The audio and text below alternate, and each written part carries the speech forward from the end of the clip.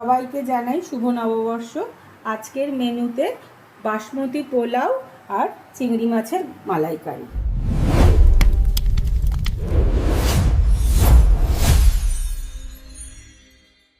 চিংড়ি মাছের মালাইকারির উপকরণগুলো আমি বলছি। এখানে হাফ কিলো চিংড়ি মাছ আছে, আর এটা হচ্ছে 150 গ্রাম টক দই, নারকেলের দুধ, কিশমিশ, আর ফোড়নের জন্য আছে গোটা গরম মশলা আর তেজপাতা। আর আমি এখানে 2টো পেঁয়াজ, 10 কোয়া রসুন আর 25 গ্রাম মতন আদা আমি বেটে পেস্ট করে রেখেছি। তেল গরম হয়ে গেছে কড়াইতে, আমি এবার ফোড়নটা দিয়ে নিচ্ছি। প্রথমে গোটা গরম মশলা, তেজপাতাটা আমি ফোড়ন দিয়ে দিলাম। এবার গ্যাসটাকে একদম সিম করে আমি কিশমিশগুলো দিয়ে দিলাম। কিশমিশটা দিয়ে একটু হালকা নেড়েই আমি পেঁয়াজ আদা রসুন বাটাটা দিয়ে দিলাম। এবার পেঁয়াজ আদা রসুনটা একটু হালকা ভাজা অবধি অপেক্ষা করতে হবে। আপনাদের যদি আমার ভিডিওগুলো ভালো লেগে থাকে তাহলে একটু সাবস্ক্রাইব করে সঙ্গে থাকবেন। পেঁয়াজটা আমার হালকা ভাজা হয়ে গেছে, দেখুন তেলও ছেড়ে দিয়েছে পেঁয়াজটা থেকে। এবার আমি চিংড়ি মাছগুলো এর মধ্যে দিয়ে দিচ্ছি।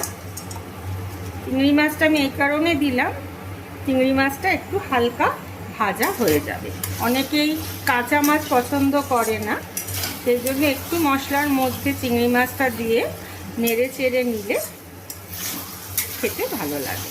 চিংড়ি মাছগুলো আমার হালকা লালচে লালচে কালার এসে গেছে।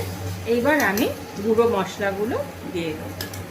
হাফ চামচ হলুদ গুঁড়ো দিলাম, ঝাল লঙ্কার গুঁড়ো 1 চামচ দিলাম। এটা আপনারা যদি মনে করেন একটু ঝাল ঝাল ভাব রাখবেন তাহলেই দেবেন, না হলে কাশ্মীরি লঙ্কা দিয়ে করবেন। 1 চামচ কাশ্মীরি লঙ্কা দিলাম। চিনি দিচ্ছি 3 চামচ চিনি, আর পরিমাণ মতো নুন দিই। এবার ভালো করে চিংড়ি মাছটাকে সব মশলার সাথে ভালো করে নেড়ে নিয়ে পেটিয়ে রাখা টক দইটাকে মাছের মধ্যে দিয়ে দিই। টক দইয়ের বাটিটা দিয়ে জলটা দিয়ে দিলাম। এইবার ভালো করে মাছটাকে দইয়ের সাথে মিশিয়ে মাছটা একটু সেদ্ধ হওয়া অবধি অপেক্ষা করতে হবে। চিংড়ি মাছটা আমার প্রায় একদমই কমপ্লিট হয়ে এসেছে। আমি এইবার নামাবার আগে নারকেলের দুধটা চিংড়ি মাছের মধ্যে দিয়ে দিলাম। নারকেলের দুধটা দিয়ে আমি 3 মিনিট চিংড়ি মাছটাকে হতে দেবো। চিংড়ি মাছের মালাইকারি আমার কমপ্লিট হয়ে গেছে। আমি এবার নামাবার আগে 2 চামচ ঘি দিয়ে দিচ্ছি। আমার চিংড়ি মাছের মালাইকারি কমপ্লিট হয়ে গেছে। আপনাদের যদি ভিডিওটা ভালো লেগে থাকে অতি অবশ্যই একটা লাইক আর শেয়ার করবেন। আর যদি এটা আপনারা রান্না করে খেয়ে ভালো লাগে তাহলে অতি অবশ্যই একটা কমেন্ট করবেন। আপনারা যদি কোনো নতুন রান্না দেখতে চান অতি অবশ্যই জানাবেন। বাসমতি পোলাওয়ের জন্য আমি এখানে এই গ্লাসের মাপে 3 গ্লাস চাল নিয়েছি, তার মানে এটা 1 কিলো চাল পুরো আছে। আর চালটা আমি ধুয়ে জল ঝরিয়ে শুকনো করে রেখেছি। আর এখানে ফোড়নের জন্য আছে তেজপাতা আর গোটা গরম মশলা, আদা বাটা। এই 1 কিলো চালের জন্য এরকম ছোট বাটির 1 বাটি চিনি, আর কাজু কিশমিশ সেটা আপনারা যে পরিমাণ দেবেন, আর ঘি। এবার আমি প্রথমে আপনাদেরকে পোলাওয়ের চালটা মাখা দেখিয়ে দিচ্ছি।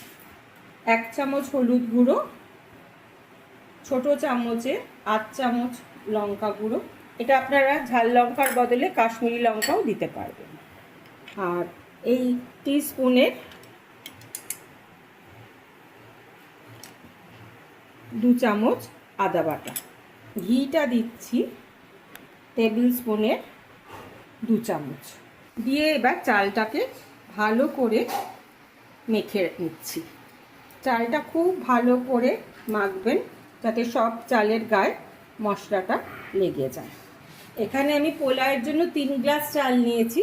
আপনারা এই 3 গ্লাস চাল নিলে ঠিক ডবল জল নেবেন, মানে 3 গ্লাস চালে 6 গ্লাস জল। আর জলটা আমি গরম করতে বসিয়েছি পোলায়। সবসময় পোলায় জলটা গরম জল দেবেন। এখানে আমি 4 টেবিল চামচ সাদা তেল নিয়েছি, তার সাথে আমি 3 টেবিল চামচ ঘি মিশিয়ে দিলাম। তেল আর ঘিটা আমার গরম হয়ে গেছে। আমি প্রথমে ফোড়নগুলো দিয়ে দিচ্ছি, তেজপাতা আর গোটা গরম মশলা।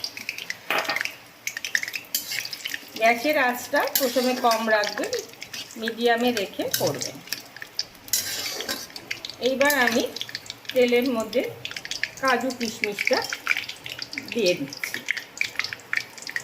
হালকা আঁচে ভাজবেন যাতে পুড়ে না যায়। দেখুন আমার কাজু কিশমিশগুলো ভাজা হয়ে গেছে, কিশমিশগুলো ফুলে উঠেছে। এবার গ্যাসের আঁচটা কম করে আমি মেখে রাখা পোলাওয়ের চালটা দিয়ে দিচ্ছি।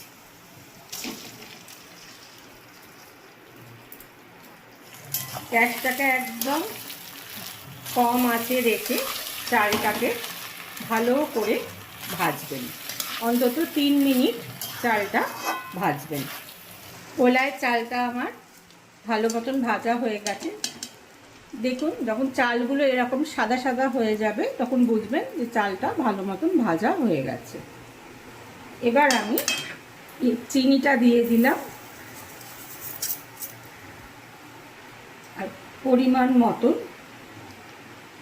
নুন দিয়ে দিলাম, দিয়ে ভালো করে নেড়ে এবার আমি জলটা দিচ্ছি।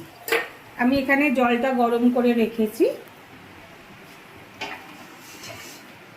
3 গ্লাস চাল, তাই আমি এখানে 6 গ্লাস জল দিচ্ছি। যা চাল নেবেন তার ডবল জল নেবেন। এই 6 গ্লাস জল দিয়ে দিলাম।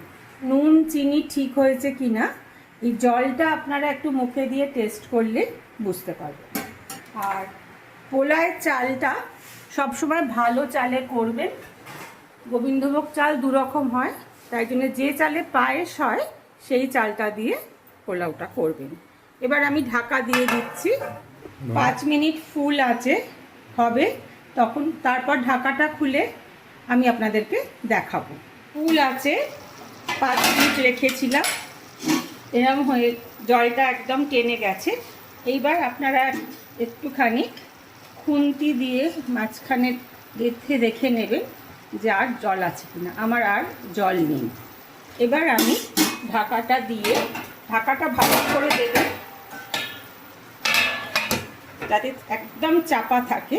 এবার একদম লো আঁচে 3 মিনিট রেখে দেবেন।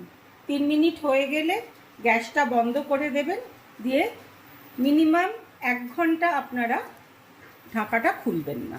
আমার পোলাও 3 মিনিট কমপ্লিট হয়ে গেছে। আমি লো আঁচে 3 মিনিট রেখেছিলাম। এবার আমি এখন গ্যাসটাকে অফ করে দিলাম, দিয়ে 1 ঘন্টা আমি এইভাবে ঢাকা দিয়ে পোলাওটাকে রেখে দেবো। আমি 1 ঘন্টা রাখার পর এই ঢাকা খুলেছি। এখন আমার পোলাও রেডি। যদি আপনাদের ভিডিওটা ভালো লাগে তাহলে একটা লাইক আর শেয়ার করবেন।